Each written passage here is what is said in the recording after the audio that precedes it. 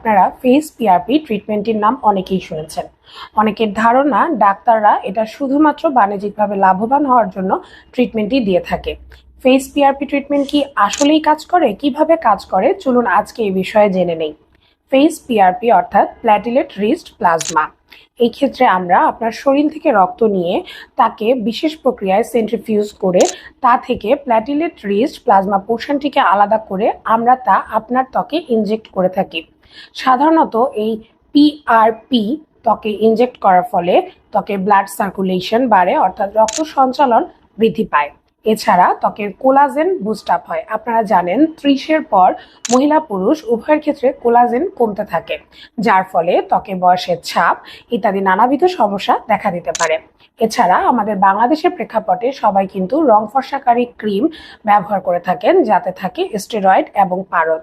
এই রং ফর্সাকারী ক্রিম ব্যবহার করার ফলে দীর্ঘদিন যারা ব্যবহার করেন তাদের ক্ষেত্রে ত্বকে অবাঞ্ছিত লোম, ত্বকে কালো ছোপ ছোপ দাগ, মেস্তার সমস্যা ইত্যাদি নানাবিধ সমস্যা দেখা দেয়।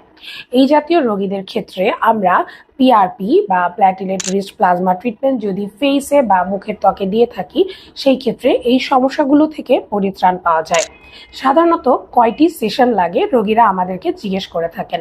সাধারণত দেখা যায় 6 থেকে 7টি সেশন নিলেই কিন্তু রোগীরা একটা সুন্দর রেজাল্ট পেয়ে যান। রোগীদের আরও একটি কমপ্লেইন থাকে যে ডক্টর, আমি তো 3-4টা সেশন নিয়েছি, আমি কেন এর কোনো সুফল পাচ্ছি না। এটা সাধারণত ডিপেন্ড করে রোগীদের বয়স, পারিপার্শ্বিক অবস্থা, রোগ প্রতিরোধ ক্ষমতা এবং অন্যান্য আরও অনেক ফ্যাক্টরের উপরে।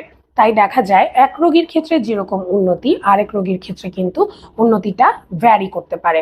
তাই যারা অধৈর্য হয়ে যান তাদেরকে বলবো শুরুতে 6টি ট্রিটমেন্ট নিয়ে তারপরই আপনি এর বেনিফিট বা এর যে ইফেক্ট তা আশা করবেন।